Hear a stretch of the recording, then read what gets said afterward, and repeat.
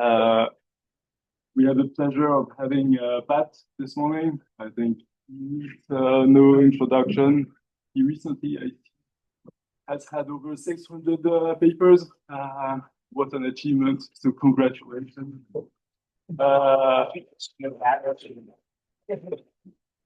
Okay, but you all know Pat, and he doesn't.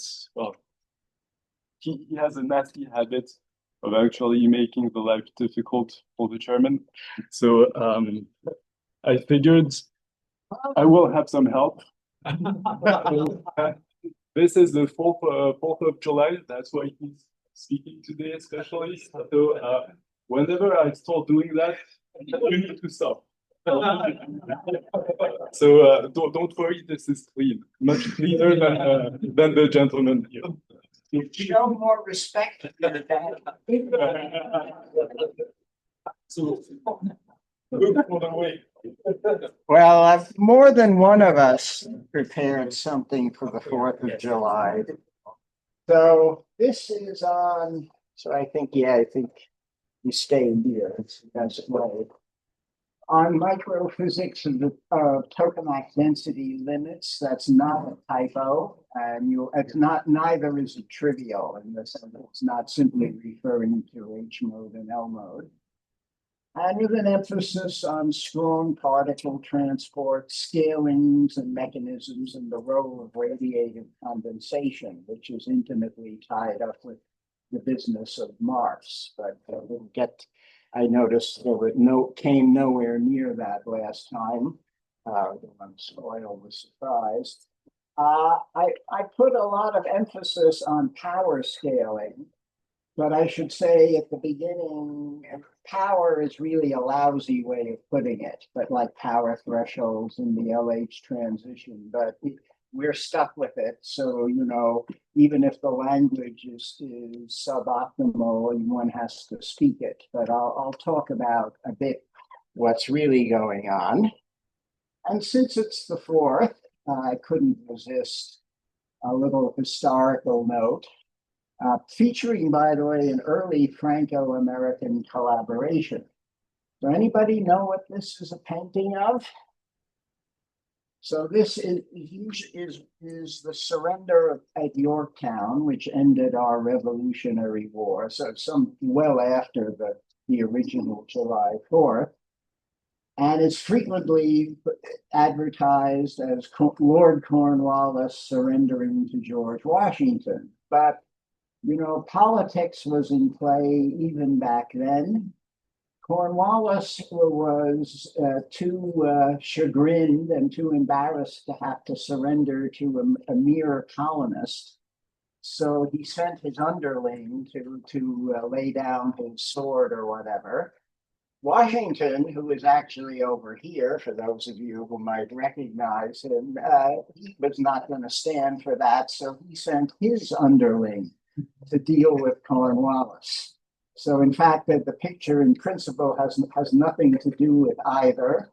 So on one side you have the Americans. On the other side you have the French. These are old regime uniforms, so they don't look, no tricolors. And you see the French Marines here. The French actually managed to win a naval battle as part of the Yorktown campaign, which was even more unique than the American independence. And the last little tidbit is what happened to Cornwallis, who was presumably off drinking and watching football, or at least one of the two at the time. Well, after losing the war and getting booted out of America, he became Governor General of India. And so it's, he not only got a better job, but he got better food to boot. So, our problem became Prasad's problem. But that's the way history goes. So anyway, my principal collaborators in this are Rangjihan, Ting Wong, and Ramaswar Singh. There are many collaborators, but I'm not going to list them all. These are really the three who deserve prominent mention. And we acknowledged also the collaboration of D3D HL2A and J text, which is an interesting mixture of smaller and larger machines. But all three have the common feature of turbulence measurements, which we haven't heard enough of. So it's a long talk as usual. So start with the primer and preview. Many of you have heard some of this. None of you, I think, have heard all of it. So hang in there.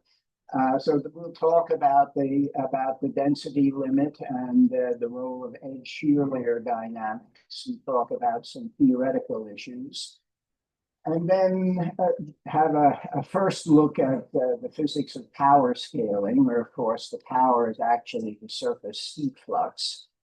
And then kind of a new attraction when you report on some recent results from D3D, which were high power negative triangularity experiments. And these are interesting because the negative triangularity is exploited to stay out of H mode. So we don't have any confluence of the L mode density limit and the H mode density limit. And we were able to explore basically a very wide dynamic range, of course, going up to about 13 megawatts to extract some scaling. And the edge is fundamentally an L mode-like edge, although our NT colleagues don't like it when I say that, but they're not here, so to hell with that. And certainly MARFs are part of the story.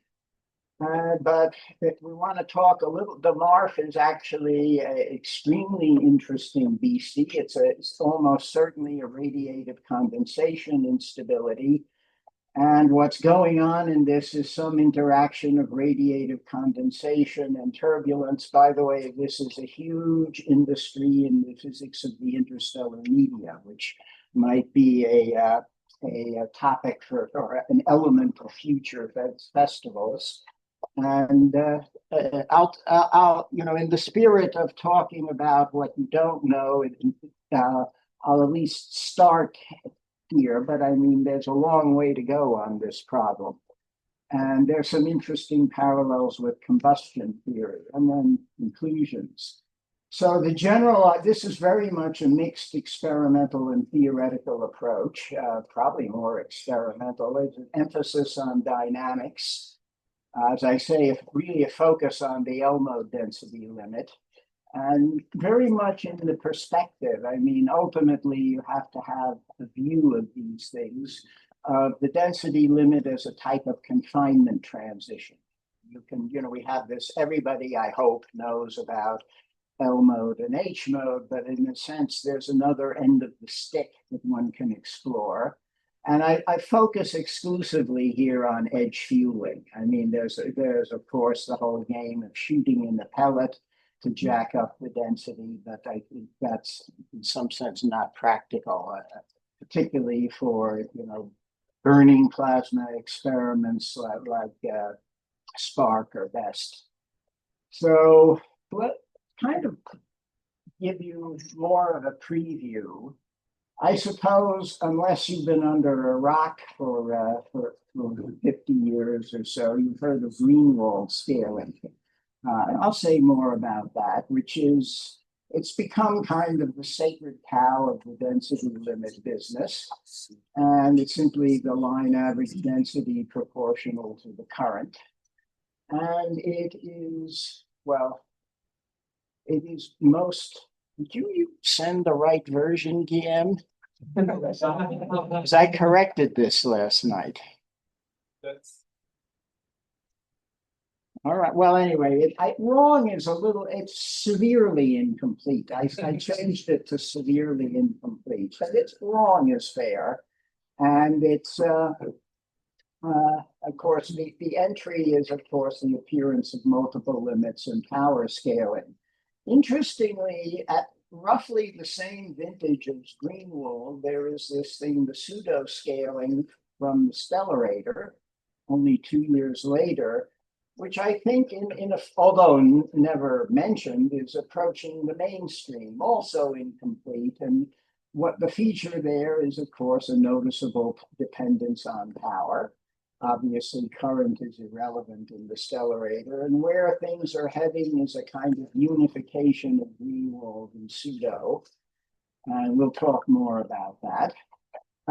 There's a very, since I came into this field, which was unpleasantly long ago, there's very much a thinking of the density limit as an MHD and disruption phenomena. And you'll see here it's frequently, even usually not the case. In this house of cards of radiation-driven islands by Rabu and Gates, and in White's book, I think is missing the point. And what is emerging is the density limit is a kind of a back transition. And this was heresy, say, 10 years ago, but is becoming, I now get people explaining this to me. So that means the message is getting out.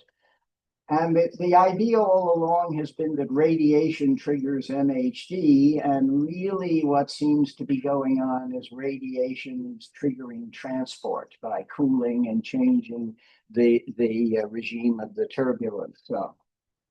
So why study density limits? Of course, I mean, one is naturally interested in the maximum density. It has an ancient history.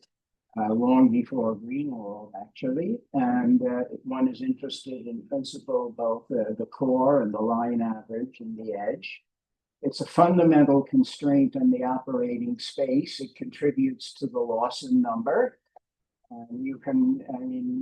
My friends in Massachusetts are fond of creatively rewriting the Lawson criterion in this form to feature their strong magnetic field, but the N is still in there.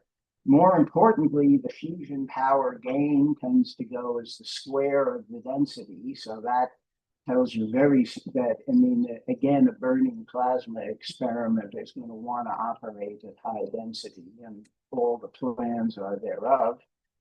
And there is, interestingly, emerging talk of an attractive feedback loop for a burning plasma, which is to couple the fusion power gain proportional to the square of the density with the power dependence of the density limit. Okay, so you see you raise the power, the density goes up, the density going up increases the fusion power gain, et cetera, and you go around in the loop. And this is, I think, exceedingly interesting. One question here, which power are we talking about? And almost certainly it's the power in the thermals. We'll go back to that. So a brief history of this. So the Greenwald limit you see here, it should strike you, it's not a dimensionless ratio. All physics you would think would be a dimensionless ratio. It's interesting to remember the history of this.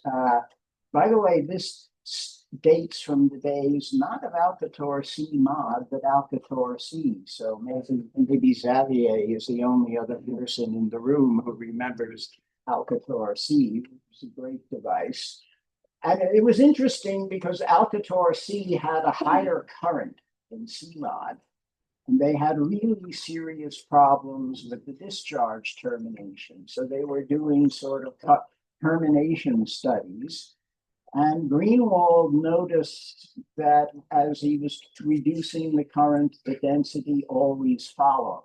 And that was the origin of the magical scaling law. And then, of course, came the regression plots and all the other stuff. So the high density regime immediately evokes ideas of edge cooling, radiation, perhaps transport. The cooling, of course, then enters the MARF, which, let me repeat again, is the multifaceted asymmetric radiation from the edge, is asymmetric. And this also has a suspicious connection to the names of Earl Marmar and Steve Wolf, two mainstays of the Alcator program. And if you know those two guys, it fits. And almost certainly the marsh is a radiated condensation instability in the strong field, and it runs along the line of the theory runs along the line of George Field around 1965, and in response to interstellar media phenomenon, it was sort of imported into the fusion world by Jim Drake. Anisotropic conduction is essential here. And then the long, conventional wisdom, which is little more than convention, is that the MARF leads then to a contraction of the current profile, which triggers a tearing mode, which triggers an island, which gives you a disruption. And this is the house of cards that these guys built. But from the beginning, it was clear, at least to Greenwald, by the way, who deserves, I think, some credit for intuition, that more than macroscopics was going on. And he basically argued from the get-go that edge particle transport is fundamental, which is why I'm talking about it in this meeting on turbulence and transport, and that disruptive scenarios were largely a secondary outcome following some interaction of cooling and fueling and transport, and all of this leads to a causality issue. And the speculation was the Greenwald limit reflects some fundamental limit imposed by particle transport. And there was a cute little experiment in the original paper reported of injecting a small pellet. So the idea is you could probe the edge of the plasma by a small pellet injection. Certainly not enough for significant fueling, but you could get through the edge. The observation was the density tended to decay back to around where it started from without disruption after the shallow pellet injection. And the response here, the amount of decay, if you will, tended to scale with current. So there was some evidence in the transport dynamics. So I mean, the suggestion was that the density limit was enforced by transport-induced relaxation. Unfortunately, the rate of relaxation here was not studied systematically. There were other attempts, and of course, no fluctuation.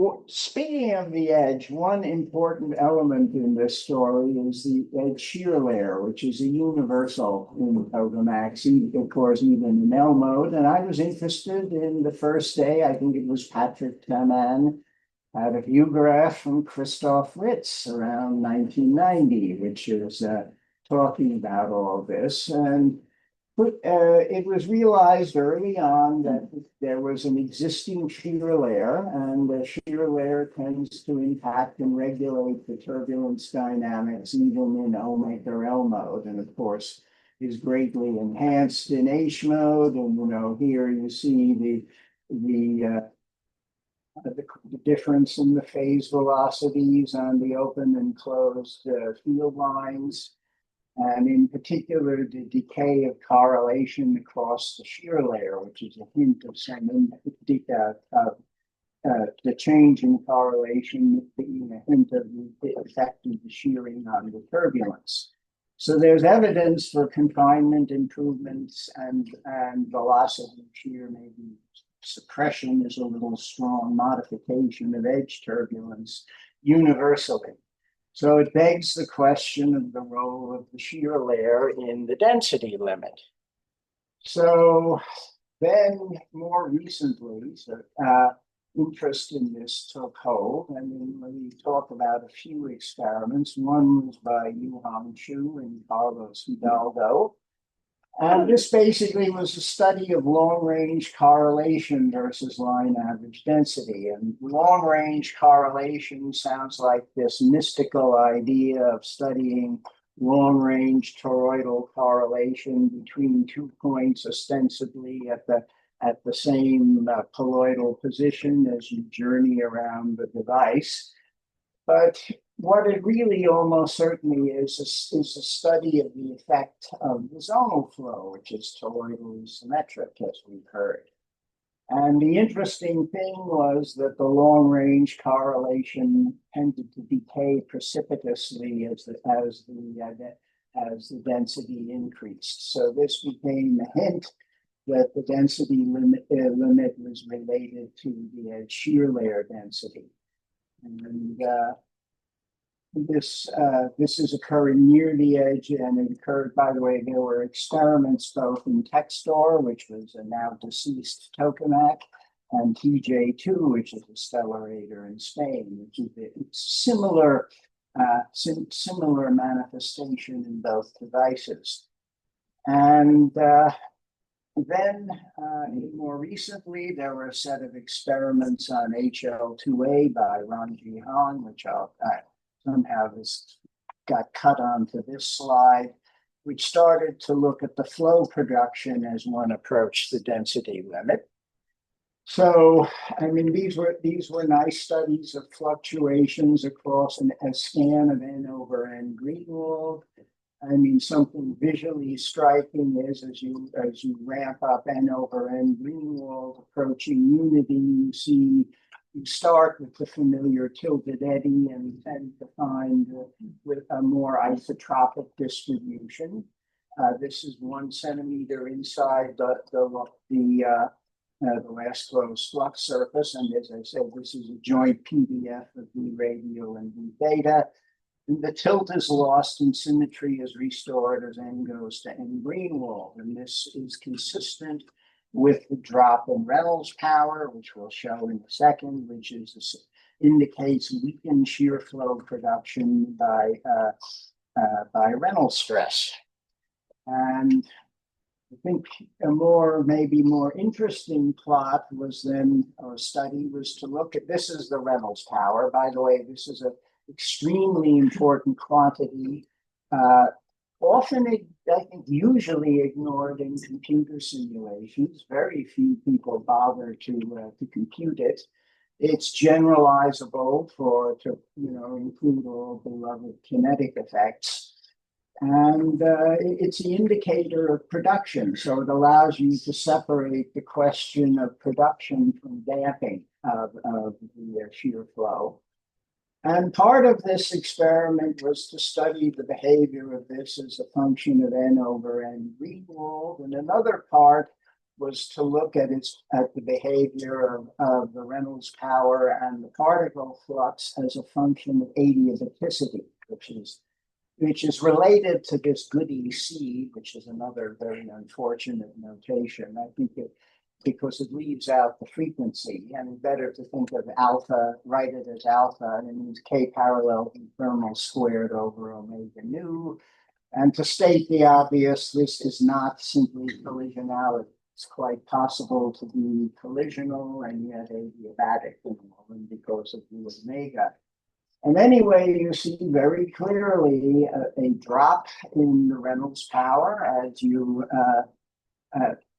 no, this is the flux, I'm sorry, it's hard to see on this.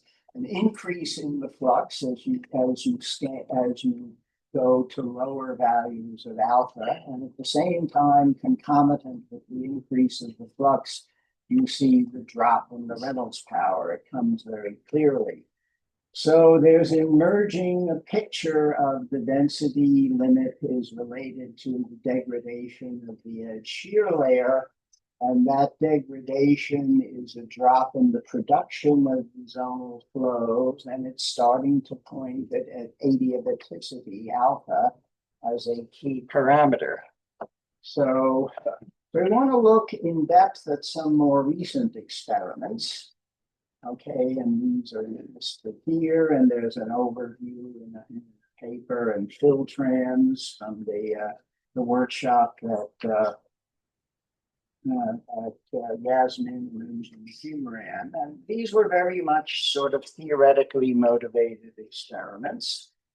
So let's start with J-text, and these are simple figures. And the color coding, basically black is the low density, red is the high density. And the advantage of this is the parameters are sufficiently feeble that you can learn a lot from Langmuir probes. So as usual, the shear layer collapses with N over N Greenwald increasing, the particle flux increases, and the Reynolds stress decays, and the velocity fluctuations probability distributed velocity fluctuation PDF heads towards symmetry. One can start looking a little more carefully at looking at the total production, which is the amount of energy into the turbulence from basically the flux times the gradient, the relaxation of the gradient, and look at the Reynolds power again. And of course, one finds the Reynolds power drops as N over N Greenwald increases. But interestingly, the ratio of the Reynolds power to the production is also dropping as N over N Greenwald increases. So it begs the question of where does the energy go, right? What's going on here? And when one looks at the total turbulence energy budget, one, of course, has to think a little bit harder that there is, in addition to the mean field couplings that we've been talking about, there is the flux of turbulence intensity, which is commonly referred to in this business as turbulence spreading, which is another atrocious little jargon that I unfortunately deserve some, but not all of the blame for. And I think in the civilized world, it's entrainment, or it is the usual jargon. So what I pointed out is that where the energy is going is that the power is coupled to the fluctuation energy flux and then into turbulence spreading. And the turbulent, in a sense, you can define a turbulence spreading power like quantity, which is related to the divergence of the fluctuation energy flux, and this starts evolving and boosting quite significantly. And there's a lot of discussion of turbulence spreading, which is usually focused on color view graphs, and very little physics and almost no measurements. So there's going to be some measurements in this recorded here. And this, of course, it encompasses as well the blob and void propagation. One one doesn't necessarily say what N twiddly actually is, and there's no closure model or anything. So as the Reynolds power drops, spreading power increases precipitously and transitions from positive to negative in different locations. It's interesting to note that the product of the production times the Reynolds power is roughly constant, the product. So it kind of says energy is diverted from the shear layer to the spreading at the density limit. And there is sort of the thing that stands out as you head toward the density limit is the increase in strength of the spreading. And there are more recent results from Ting Long, which clearly indicate that the change in the spreading flux is the most robust indicator of the density limit phenomena. So I might want to look at the characteristics of the spreading. So one could, so people were complaining about, can you say more than looking at turbulence levels. So it's interesting as you again, as you go up in density, the low frequency content of the relative ion saturation current fluctuation, which we think of as a surrogate for density fluctuation, actually it increases. So there's more power in the low frequencies. The autocorrelation time increases, which is a tip off of maybe the appearance more of structures. The PDF develops a pronounced positive skewness as you go from a small, 0.3 to 0.6 Greenwald. And the skewness increases as N over N Greenwald increases. And again, in further work, there's very clear evidence for a relation between the development of the skewness and as you approach the density limit. And there's also some symmetry breaking as a function of position. So it seems that edge turbulent particle transport events accompany the Elmo density limit as this kind of back transition like phenomena. These events are quasi-coherent density fluctuations, and this is an indicator of the diffusive model of spreading that we know and love is almost certainly rubbish. And what these are, I mean, you can lead to the philosophy or the zoology department. They're localized overturning events. You can call them small avalanches. You can call them blobs, I suppose, in some strange places. They call them filaments. But anyway, all this brings to mind one of my favorite quotes from Wittgenstein about the limitation of language and its impact on the limitations of one world. These structures, of course, are interesting because their ejection increases recycling, produces a cold neutral influx, and cools the edge, and bam, you get that one thinks you might get an MHD trigger. One thing that is very clear is the importance of adiabaticity. As you increase N over N Greenwald, adiabaticity drops like a brick. By the way, this is computed taking K parallel as 1 over the connection length. As adiabaticity drops, the shear drops, or shear rises with increasing adiabaticity. The autocorrelation time decreases with increasing adiabaticity, and the fluctuations behave concomitantly. Just let me remind you that large adiabaticity is suggestive of drift waves. Smaller adiabaticity is suggestive of convective cells, and we'll talk more about that later. So the obvious question, sort of experiment number 2, is can driving the shear layer, right, but not going to H mode, which is another matter, sustain higher densities? Okay, and does it otherwise modify the properties? So this brings to mind another old classic, actually from the days when Jamie Dunn was working on tokamak des Varennes, now in a museum in Ottawa, he tells me. And these were the experiments on electrode biasing driven edge shear flows that were done by George Tynan's boyhood idol, Bob Taylor, another colorful character from the past. And there were more interesting work from Textor before it went away. And the idea is you stick in an electrode, draws a current. The current J cross B produces a colloidal flow. The flow makes a shear, and off you go. Now, this has been a well-traveled road, but what's new here is these were never done at high density, and they were never done with kind of pushing on the density, in other words, with concomitant gas cupping. And the type of analysis, if you knew these guys, was not the sort of analysis that we get here. These were experiments we did with Théorie and others from SWIP and JTEC's team. So interestingly, here you have the case, by the way, interestingly, the positive bias is the most effective. This is the baseline. This is the line average N over N renewal effect is rather weak, maybe like 15%.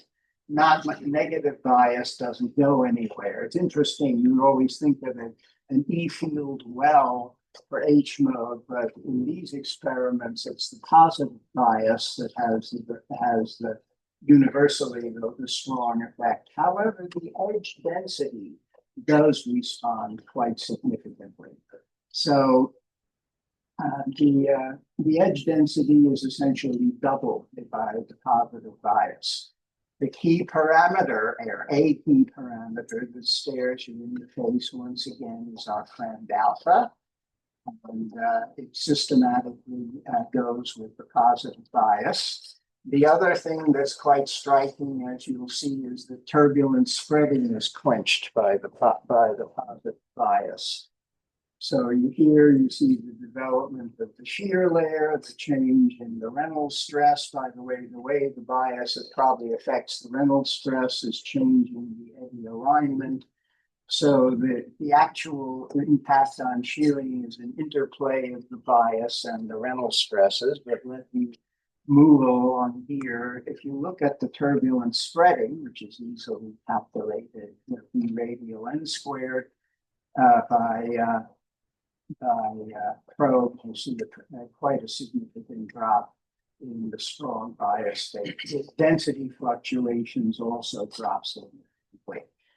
So the other interesting thing is what, in fact, is the key parameter and what might be a control parameter. So we actually looked at a kind of hysteresis loop in the shearing and alpha. So one could alpha certainly is the key parameter for the verticity, but I mean shearing is what you can very clearly hear. Shearing is what you control because it's directly linked to of course the electrode current. And it's not the world's most striking example, but none of these things ever is. It requires a bit of massaging, and you see a kind of a loop and a counterclockwise rotation, kind of suggestive that the shearing is leading alpha. So it begs the question of is alpha the unique key parameter? And is shearing the control parameter. Well, there'll be more to be said about that. So ongoing and future work. It would be nice to do this experiment with a better probe. It was limited by sputtering and all of that. There has been a study of the sort of the corresponding study of looking at a current scan versus as opposed to a density scan, and that works out very well.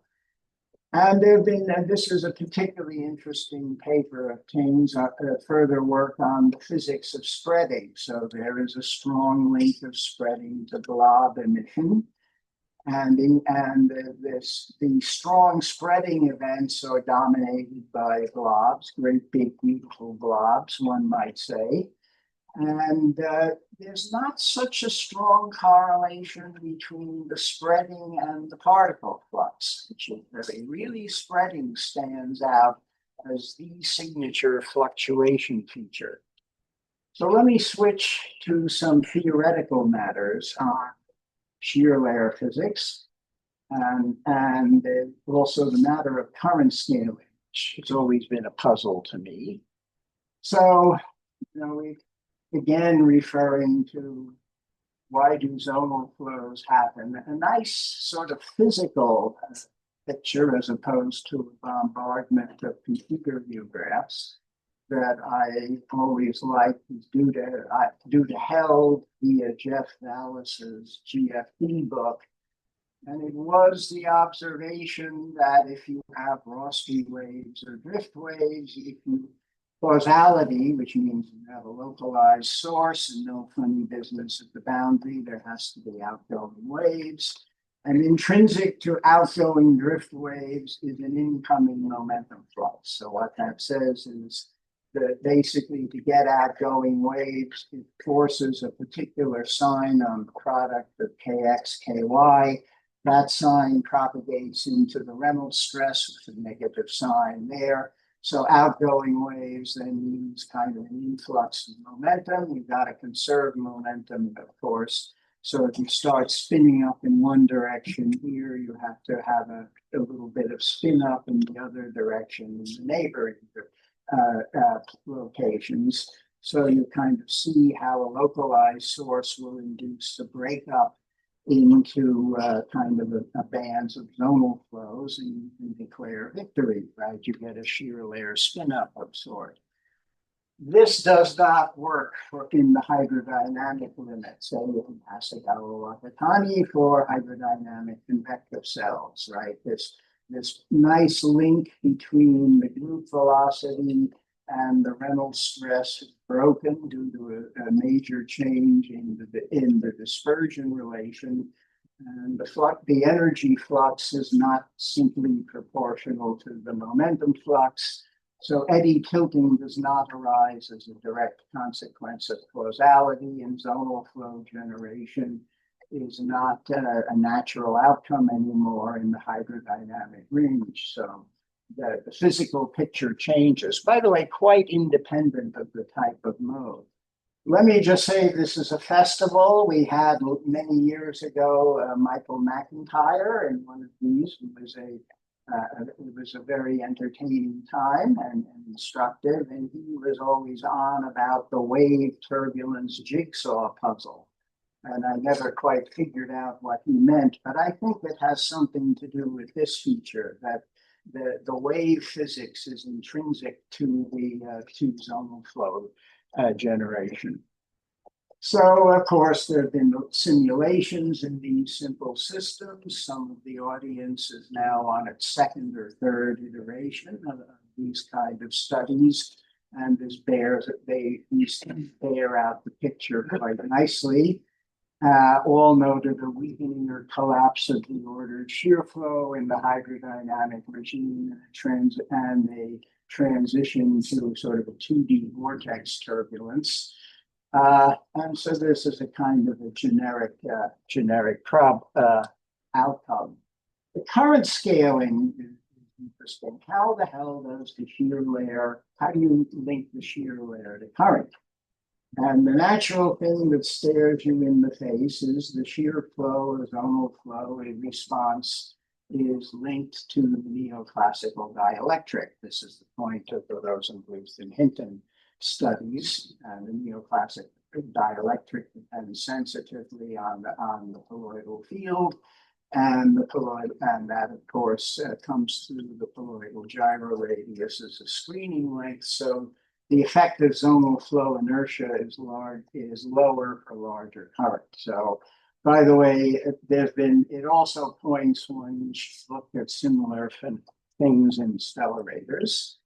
So one can calculate the incoherent emission. By the way, I notice in this meeting we've had no discussions of that aspect of the problem. But it comes quite strikingly here that the beats that drive the zonal mode are screened by the by the neoclassical dielectric, and one can kind of follow along from the Rosenbluth-Hinton calculation. And let me skip some algebra. I think hitting the screen skipped it for you. Crudely, the shear is going to scale as the fluctuation level intensity, which is driving the shear, a complicated factor for production, and divided by rho theta I squared, which of course translates into a factor of E theta squared. So all other things being equal, higher current will give you a stronger shear flow. So higher current strengthens the zonal shear for fixed drive and thus can prop up the shear layer against otherwise weaker production. Now, many people are saying, oh, but that's a collisionless calculation, and we're talking about the edge. But so remember, we're talking about ions, right? Ions determine the zonal flow screening, but you can, Ramaswar went and did the corresponding calculation, at least in the plateau regime, which is for the ions relevant at the edge, and one gets a similar factor with just a similar story with just a change of the factor in front, but then the factor of B theta squared persists. So with all of this, the next thing that comes to mind is, can we play the same game as we started to play for the shear flows in the LH transition of the reduced model in the spirit of the predator-prey, going back to our first paper in '94 and the paper with Unjin, but with the coefficients suitably suitably encompassing the current scale dependence. The other thing that was interesting is that we retained the mock-up of the nonlinear noise in this, which was not done in these versions of the story. And the current scaling enters quite prominently, both in the zonal flow production term and the nonlinear noise term. And both tend to increase with current. And there's quite a bit of change in the story. Before you would have an abrupt turn on of the flow. Now you have a kind of softer transition that follows pretty much, the same basic trend. For the collapse limit, I think if you wanted to go up here, maybe the simpler criterion is good enough. The other thing one can get out of that, and remember we said Greenwald is not a dimensionless number. So one is asking, is there a dimensionless ratio somewhere that characterizes what's going on? And that dimensionless ratio for persistence of the shear layer, so you go below that, then it goes poof, is basically given by this, the ratio. It's sort of like rho star, but you'll note it's rho s over L sub n times rho theta's geometric mean, and that has to be bigger than the critical value, and this critical value is a horrendous mess given here. And by the way, gamma d is the total damping of the flow and can induce neutral friction or charge exchange, which is a question I always get. So the dimensionless parameter is this goodie here. So it's something that is quite striking. So if you take stock of where we are now, this is a busy view graph. There's been over the years, going back to Drake and Rogers, and sort of a picture of this story as kind of transition between different types of loads, drift waves and resistive ballooning, and they never had anything for H mode.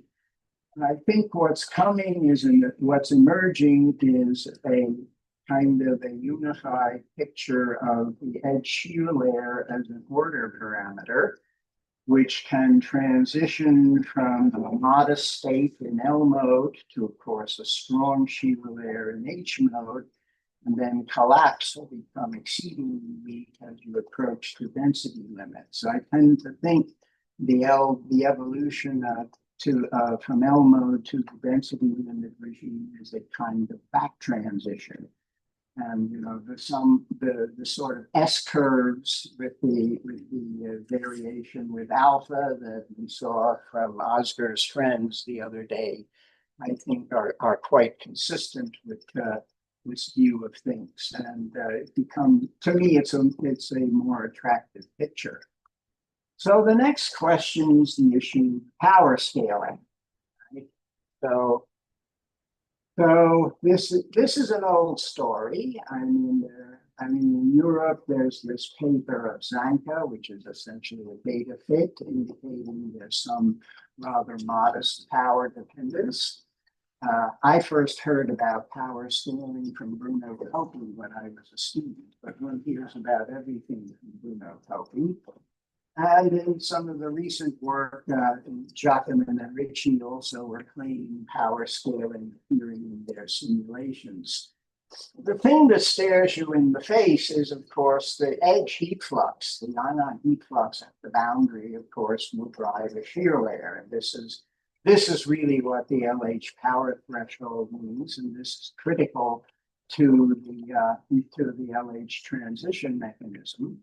So one wonders if same thing is really the power scaling in the density limit manifestation of fundamentally the same thing with the edge heat flux as the critical control parameter, say, versus the edge density. And so, why not go back to the well one more time?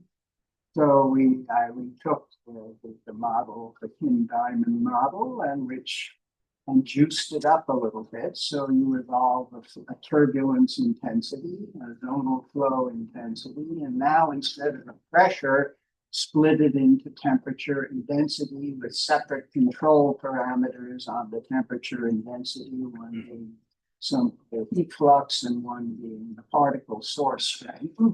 And you have, of course, the E field. And if you can, in a sense, what's going on is you're thinking of a very narrow layer, into which heat flows from one direction from the core, and particles flow from the other side from the boundary. Okay, so now you have two control parameters, and off you go. Fairly simple. So one can kind of do a simple numerical experiment of ramping up the power, go to a flat top, then at fixed power, ramp up the particle source. And of course, the zonal flow damping depends on the density, so you kind of know what you're going to get. As you do that, you'll get eventually a damping and then collapse of the shear layer. The oscillations along the way are the predator-prey cycles, and the density for the zonal flow collapse clearly increases with stronger edge heat flux. So kind of a scaling of N critical emerges. That scaling, by the way, is Q to the 1/3, which is not bad for such a simple first crack. The critical balance is is basically the flux, the growth rate of the turbulence as a function of heat flux, which props up the temperature gradient versus the zonal flow damping. And it appears then that the shear layer drive underpins the power scaling. So you have a story of increased flux, gives you more turbulence, this gives you larger Reynolds stress, gives you increased zonal flow shear, and then if you were to additionally increase the density, you increase the zonal flow damping, you get confinement degradation.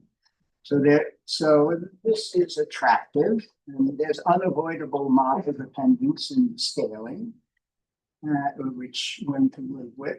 But for the general zoo of drift ITG modes, the basic trends here are pretty much not going to change very much.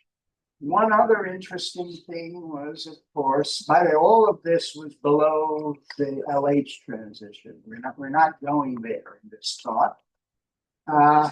Is to look at transition dynamics, and there there is a new form of hysteresis appearing in this model, which is more of a critical slowing down effect rather than the familiar bistability story that we've heard about a million times. So this was, I think, an interesting dynamical physics prediction that could be explored beyond scaling.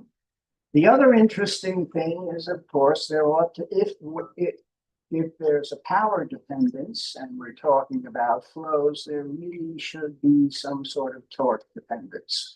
It may not be relevant, but it is as a matter of physics, it's quite essential. And the various players in the electric field, and remember, the electric field has both a mean field effect and affects the cross phase in the Reynolds stress. So this is also something that can be looked for in the future.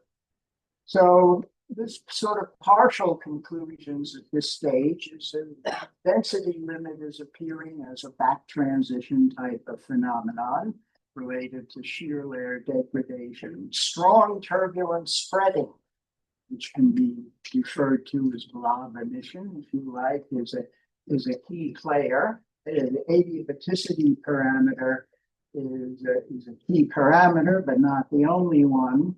The scalings of the Elmo density limit seem to emerge from zonal flow physics, the current scaling from neoclassical dielectric, the power scaling from the Reynolds stresses, and there's an appearance of a novel hysteresis effect in the Elmo density limit. And all of this seems to sort of track Greenwald's original intuition of the idea of a back transition really hadn't emerged then, but the idea of a change in the state of the turbulence and transport of the edge plasma. So now we come to something a little maybe juicier, some recent Elmo density limit experiments on E3D. And these are quite recent. There are two papers, one on the numbers. I should say Olivier Sauter from Lausanne was the key player in this. There's one on the numbers, which is already out in nuclear fusion, and there's another one with all the fluctuation studies, which is in the system somewhere. And you might ask, why the negative T? Well, if you've ever actually tried to do an experiment on density limit physics, I mean, you're sort of caught in a small box if you're interested in Elmo, between either just going to the show's over, or radiative collapse, or low or disruption at low power. Or just you go to an LH transition, you go to an H mode regime, which is very different physics in the density limit physics, I think. So we wanted to avoid that. And negative triangularity is extremely interesting because it suppresses the LH transition, but still achieves pretty good confinement. So by the way, I think this group ought to pay more attention to this. It gets rid of all these unpleasantries with ELMs and heat load broadening and all. You can radiate the power away at the boundary. You don't need an XDR. It's very promising. But from the point of view of a physics experiment on the Elmo density limit, it is ideal because it allows you to exploit an enormous dynamic range and power without going to H mode. And this was the idea of this. So if this was an audience of bosses, we could quit here. So we're able to get 1.8 Greenwald and line average at a power of 13 megawatts. That's an interesting number, quite a bit bigger than Nico's number yesterday. I can't resist pointing out. And the other thing that was interesting, there were some disruptions, but usually not. There was frequent soft termination. I mean, in other words, the density increases at the point till you turn off the power. So now the thing that strikes you in this is, remember the density limits plural on the title page. Well, if you look at the power scalings, there are distinct power scalings of the separatrix and core over a wide range of density. So here's the core, here's Greenwald, the baseline, here's the core density limit row of 0.7 and the power to 0.27. And here's the separatrix or edge density limit, that power to the 0.4. Okay, so first of all, what does density limit mean? There's no unique density limit here. There's two different, and you'll see further distinct, there are two different limits with two different sets of things going on. The purists, like my friend Andrea Garofalo, is fond of saying, well, we knew we could beat Greenwald in the core, but you still haven't beaten Greenwald at the edge. Well, that's true. We haven't. Give us 10 more megawatts and one wonders. But you will note that the edge density is rising consistently over the range of power studies. So it looks favorable. It could be Andrea's last stand soon. Most cases, by the way, don't terminate in disruption, although there were some. And this seems to us to be something of a radical departure from the conventional wisdom. There's really, one has to speak now about core and edge density limits. Of course, the edge density limit is intimately connected to this goody, the Marsh. Okay. And you can see the evolution of the Marsh here. By the way, those of you who haven't seen the negative DT, there it is. You'll note that the D is now facing inward. So the edge density limit is linked somehow to radiation, and cases that disrupt the disruption seems to follow a strong Marsh. More on that later. The interesting thing that, speaking of the disruption, well, put disruption aside for the minute, is that the value of alpha, remember the adiabaticity parameter, which you see here as a function of radius, tends to drop as as the cooling progresses. So the different colors are for different times. What happens is, as the cooling front marches inward, of course, the alpha is dropping as you go further and further inward. So there is a broad range of hydrodynamic turbulences developing after the onset of strong radiation. And in the cases that disrupt are the ones where alpha drops, at or below unity, near a low Q resonance. And obviously, the proximity to the edge of a low Q resonance is a factor in that. So that was an interesting comment. The other thing is, of course, one can do, with the aid of BES velocimetry, one can study transport and scaling. So one is able to not only calculate alpha, but obtain density fluctuation levels, particle transport, and the turbulent spreading flux. And this can be measured, away from the edge by velocimetry. There's a nice paper by Philip Kavanagh already published, not for density limits, sort of laying out how you do this. And by the way, making some interesting connections on that to inward propagating voids. But, the basic story is you see the rise in the particle flux, the rise in the density fluctuations, and the increase in the magnitude of the spreading, although the spreading is, of course, inward. So it suggests that there is a synergy between the radiation and the turbulent transport. And one can go further. This is amazing to look at the edge density versus the edge fluctuation level. And this sort of break in the plot here is the point where is the time at which the Marsh onset occurs. And it suggests that post-Marsh, the edge density is clamped, manifesting a kind of limit as the as the high field side fluctuations increase.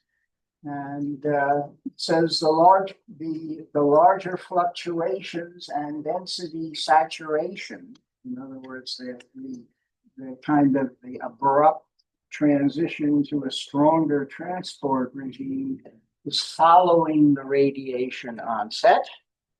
And by the way, the electric field shear is decaying as well as you go to that regime. I think that's to be expected now. But the interesting set of plots is to look at the adiabaticity and the high field side density fluctuation level as a function of high field side radiated power.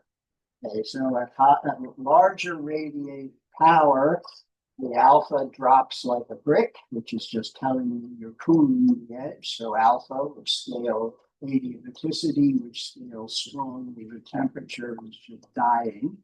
At the same time, the density fluctuations are going up, taking off quite rapidly. So I think that that tells you a little story, and let me remind you that the particle flux and spreading kind of also following that trend.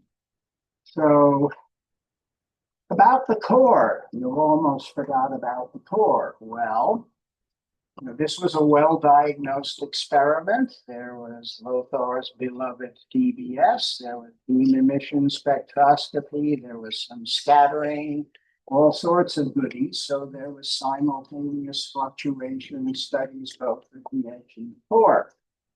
Well, again, as the density is increased, you see sort of the asymptote of the fluctuation frequency spectrum to f to the minus 0.8. It's sort of getting close to our beloved 1 over f. There was also a Hurst exponent computed. I can see the point about, it's hard to see my own view graph. I can see your point about the light. But at the point where the radiation is getting strong, and as you're approaching the core density limit, the Hurst exponent kind of shoots up from 0.5 to about 0.7, which is saying that maybe what's limiting the behavior of the core density or what is producing the core density limit is the onset of particle avalanching. The transition from Hurst 0.5 for diffusion to something in between 0.5 and 1 for ballistic is kind of suggestive of that trend. The other interesting thing is the development of fat tails in the density fluctuations over time. So you see that initially you have this kind of quasi-Gaussian, but as you crank up the density and you go to this limiting regime, fat tails and density fluctuations, PDF, clearly develop. And by the way, the kurtosis, which is not a bad statistical indicator, also increases. So this is kind of suggestive of is the core density limit enforced by the onset of a kind of density avalanching regime.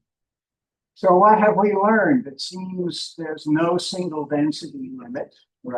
Maybe it's time to retire that one. Rather, an edge and core density saturation with different mechanisms. The power dependence is unambiguous, but there are several power dependencies. The limit is probably soft. Most of the plasmas don't disrupt. And kind of the edge evolution is suggesting you have the radiative condensation producing an edge cooling, producing a transition to a lower state of alpha, which then, of course, gives you enhanced transport, and then a particle outflux. And let me again remind you, I think this figure was very important. There was a clear, falling off the cliff of the adiabaticity parameter in the large radiated power regime. So a little bit more theory. Not too much more. Yeah. Is it Donald? How much do I have? 10 minutes in. Ah, the pig. Well, let me make a. I mean, in the spirit of American imperialism, we'll have a, you know, it's very much in style these days. We'll give me 5 minutes. So the interesting thing is, we didn't get into this at all. What's going on in Mars? Well, the MARF, as I said, is almost certainly a radiative condensation instability, which is a thermal instability coupled to acoustics. And the reason why it has this particular, or the thermal instability is the DLBT that has this L is the radiation function, but demanding pressure balance. And of course, frequency below the sound frequency then gives the other piece. And as I say, this has a history. There's an enormous history of this in the interstellar medium world. If you're interested in the tutorial, there's a nice paper by Balbus. It's not in a journal, look around for it, but it's a nice tutorial introduction to the radiative condensation. The problem of radiation concentration with turbulence is intensively studied in interstellar media. I refer you to this fellow in particular, Max Ronke, who we tried to get right, but was otherwise occupied, but maybe next time. So anyway, this looms large as an important problem here. And where this goes, let me just skip this to cut to the chase. Obviously, what has to be done is include the radiation effect in the kind of extended reduced, the kind of reduced model that we kind of exploited so many times. And it amounts to bringing an extra player into the heat equation.